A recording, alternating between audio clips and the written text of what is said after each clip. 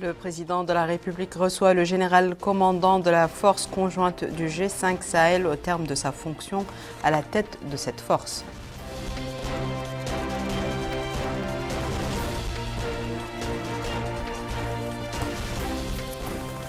La Commission nationale des droits de l'homme lance à Nouadhibou des caravanes de sensibilisation à l'endroit des citoyens non enrôlés sur le registre de l'état civil.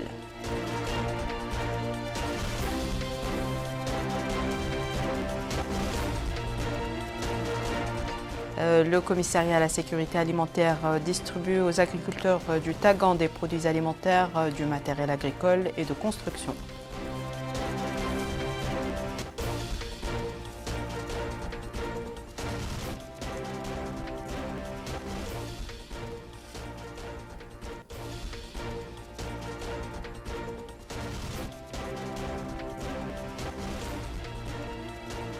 Bonsoir mesdames, mesdemoiselles et messieurs. Merci de vous joindre à nous. Le président de la République, M. Mohamed El Cheikh El Ghazouani, président en exercice du G5 Sahel, a reçu ce lundi à Nouakchott le général Omar Bikomo, commandant de la force conjointe du G5 Sahel, en présence du chef d'état-major général des armées, le général de division, M. Mokhtar El Chaban. La visite de l'officier supérieur intervient au terme de son commandement des forces conjointes du groupe, au moment où il doit passer le commandement à son collègue de la République du Burkina Faso. L'actualité à Nouadhibou marquée ce jour par les lancements des caravanes initiées par la Commission nationale des droits de l'homme dans le but de sensibiliser les citoyens non enrôlés, non enregistrés sur le registre de l'état civil sur la décision relative à la fin de cette opération cette année. C'est un compte-rendu de Bokar Bailaba. L'objectif est de sensibiliser les citoyens sur la décision relative à la fin de l'enrôlement sur le registre national de la population à la fin de l'année en cours et la nécessité de recenser tous les citoyens avant cette date. Ainsi, le rôle de la Commission nationale des droits de l'homme est de nature à accompagner cette importante décision relative au parachèvement de l'enrôlement. Les autorités ont pris une décision très courageuse et très positive qui consiste à enrôler l'ensemble des citoyens d'ici le 31 décembre. C'est une opportunité et la Commission nationale des droits de l'homme a décidé de l'accompagner. Pourquoi on a décidé de l'accompagner? Parce que d'abord, c'est notre mission. Nous sommes une croix de transmission entre la société civile et les autorités, la société civile et le gouvernement. Nous avons une proximité avec la société civile et avec les populations qui nous permet d'être à l'écoute et qui nous permet de recevoir leurs plaintes et qui nous permet de savoir quels sont leurs soucis. Tous les citoyens mauritaniens ont droit à être inscrits, ont droit à être enrôlés, ont droit à obtenir un état civil. C'est le premier droit duquel découlent les autres droits. C'est le droit fondamental, c'est le droit premier, c'est le droit numéro 1, c'est le droit élémentaire. Donc les autorités ont décidé avec cette campagne que l'ensemble des citoyens mauritaniens doivent être enrôlés, sans aucune exception et sans aucune discrimination, et même s'ils n'ont pas des documents qui étaient exigés auparavant. Il y a des mesures, il y a des règles qui ont été posées, il suffit de les respecter. Pour le système des Nations Unies en Mauritanie, cette importante opération est une occasion pour les citoyens de s'enrôler sur le registre national de la population. L'enregistrement à l'état civil, comme l'a si bien souligné le président, c'est un droit fondamental, un droit dans la Charte des Nations Unies, dans tous les textes internationaux que la Mauritanie a ratifiés, mais c'est un droit gratuit. Il est important d'insister là-dessus. On va beaucoup compter sur vous parce qu'on l'a vu à travers le monde. Sans la société civile, sans les leaders religieux, il est très difficile de convaincre les gens d'accéder à ce droit fondamental. Et surtout les gens les plus pauvres. Je salue les autorités mauritaniennes et comme l'a dit le président, on a jusqu'au 31 décembre. C'est une opportunité pour la Mauritanie, pour chaque citoyen de jouir de son droit d'être mauritanien. D'autres intervenants ici de la société civile se sont relayés pour louer la mise en œuvre de cette opération et les efforts déployés pour faciliter l'enrôlement des citoyens.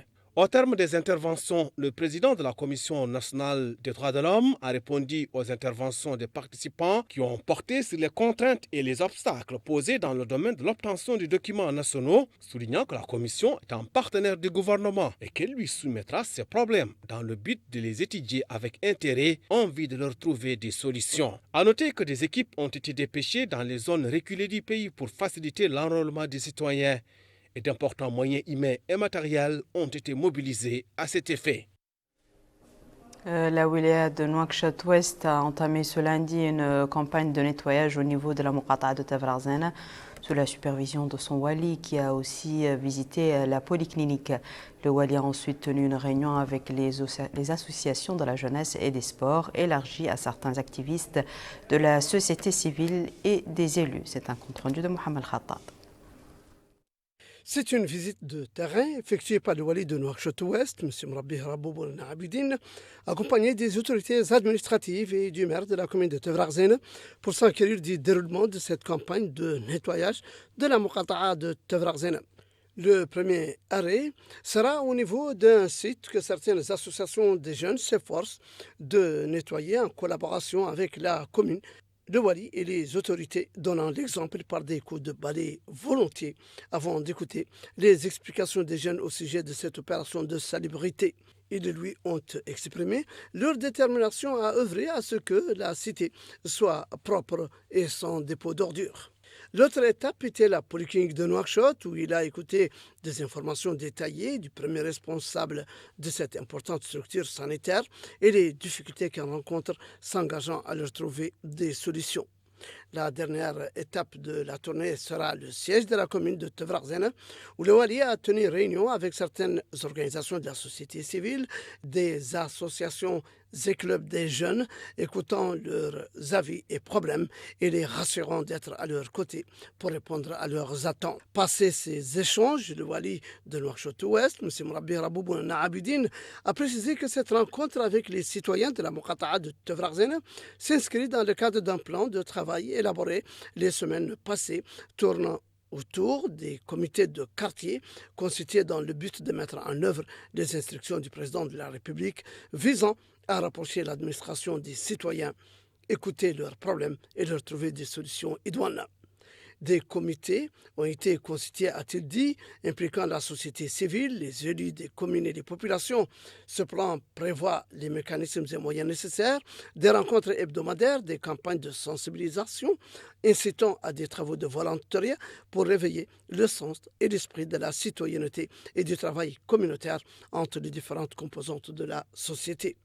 Ces comités de quartier suivront l'exécution de ce plan de travail pour préparer par la suite un plan régional basé sur des données fiables prenant en compte les soucis et problèmes des citoyens. C'est dire que cette tournée conforte les efforts consentis par les pouvoirs publics pour rapprocher l'administration des citoyens et lutter contre l'accumulation des ordures et leurs effets négatifs sur la santé publique et la pollution de l'environnement qui sont un pilier important du programme ambitieux du président de la République. Son collègue Otagan a supervisé aujourd'hui les opérations d'appui du CSA aux agriculteurs dans le cadre des efforts déployés pour assurer le succès de la saison agricole de cette année dans la wilaya. L'opération renferme la distribution de blé, de ciment, de fer, de construction, du grillage et des équipements agricoles. Amina Mtakhlil. C'est dans le cadre de l'appui au projet agricole dans la wilaya du Tagan que le wali, M. Tayyiboul Mohamed Mahmoud, a supervisé à partir des locaux du commissariat à la sécurité alimentaire une opération de distribution de matériel agricole mise à la disposition des agriculteurs. Intervenant à l'occasion de distribution de ces matériaux, le wali du Tagan a indiqué qu'il s'agit ici d'un nouveau volet des projets de développement menés par le commissariat à la sécurité alimentaire dont les bénéficiaires cette fois-ci sont les agriculteurs.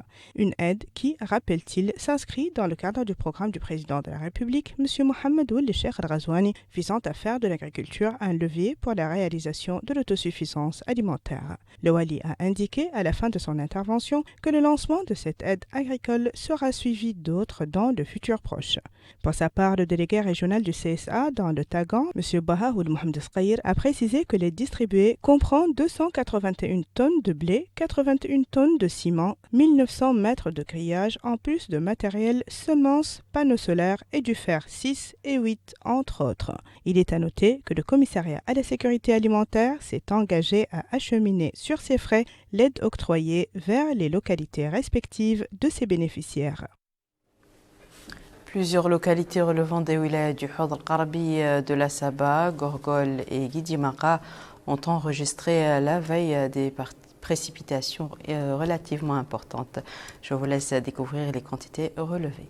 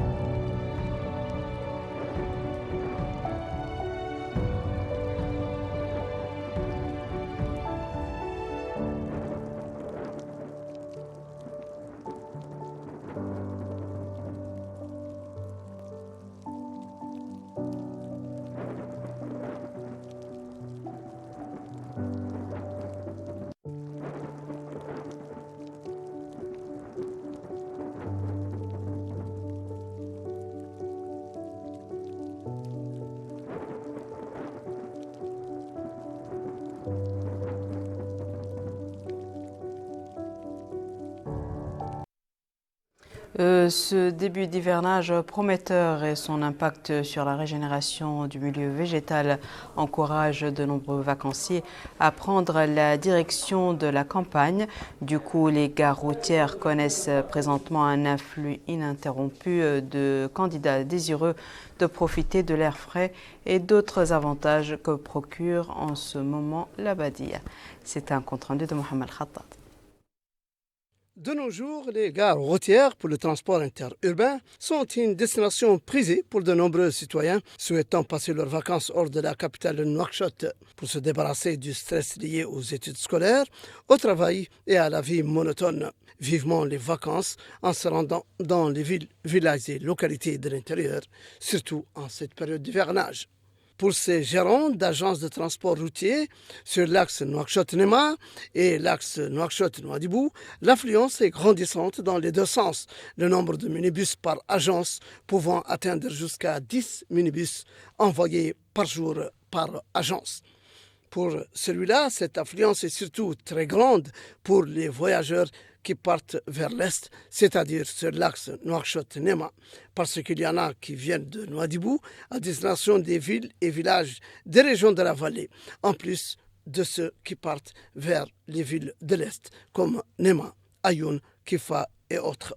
Pour les chauffeurs, comme l'affirme ce conducteur, les passagers sont entourés de beaucoup de soins, car il y en a qui sont âgés, handicapés, malades ou en voyage avec femmes et enfants, et cela exige une certaine souplesse.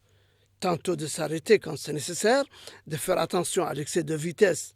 De l'avis de ce passager, c'est une période de vacances scolaires qui coïncide avec la saison des pluies et le repos est mérité pour tous, pour chasser le stress boire du lait, contempler la nature et passer du temps avec la famille, les parents et les proches, mais aussi avec le bétail à la badia. Reste aux yeux des transporteurs à mieux organiser le secteur pour le protéger contre la concurrence étrangère.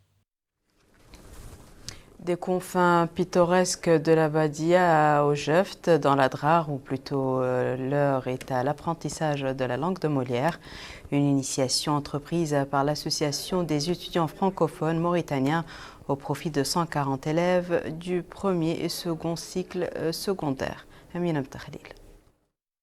C'est dans le cadre du renforcement des capacités des élèves du secondaire en matière de langue vivante que l'Association des étudiants francophones de Mauritanie a organisé, sur une durée d'1 mois, des cours de soutien en français au profit des élèves du collège et lycée. Intervenant à l'occasion du démarrage de ces cours, le Hakem Moussaïd d'Oujeft, M. Mohamed Valoul Sidi Mohamed, a indiqué que la session en cours intervient en collaboration avec les membres de l'Association des étudiants francophones de Mauritanie, une initiative qui, dit-il, est très apprécié vu son rôle dans l'amélioration du niveau de connaissance des élèves du secondaire en matière de langue vivante. Pour sa part, le maire de la commune d'Oujeft a lui aussi loué l'initiative qui répond à un besoin réel constaté dont bénéficient les élèves des villes de l'intérieur du pays. Il a par la suite appelé les parents d'élèves à accompagner leurs enfants pour tirer le maximum de profit de cette session de formation. Quant au président de l'Association des étudiants francophones de Mauritanie, Sidi Mohamed Ould Abdeljalil, il a précisé que la présente session s'inscrit dans le cadre d'un partenariat avec le ministère de la Culture, de la Jeunesse, des Sports et des Relations avec le Parlement, l'ambassade de France et l'Alliance franco-mauritanienne d'Atar, en collaboration avec la commune d'Oujeft, et qu'elle sera suivie d'autres dans différentes wilayas du pays. Il incombe de signaler que la présente formation couvrira dans le futur proche d'autres langues vivantes en plus du français. L'objectif étant de faciliter l'ouverture et l'échange des étudiants mauritaniens avec le monde extérieur. Voici à présent, mesdames et messieurs, le rappel des titres. Le président de la République reçoit le général commandant de la force conjointe du G5 Sahel au terme de sa fonction à la tête de cette force.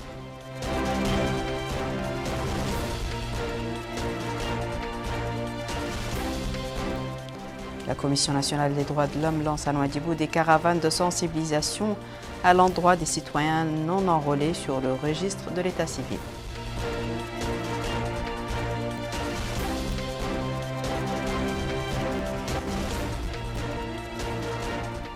Le commissariat à la sécurité alimentaire distribue aux agriculteurs du Tagan des produits alimentaires, du matériel agricole et de construction.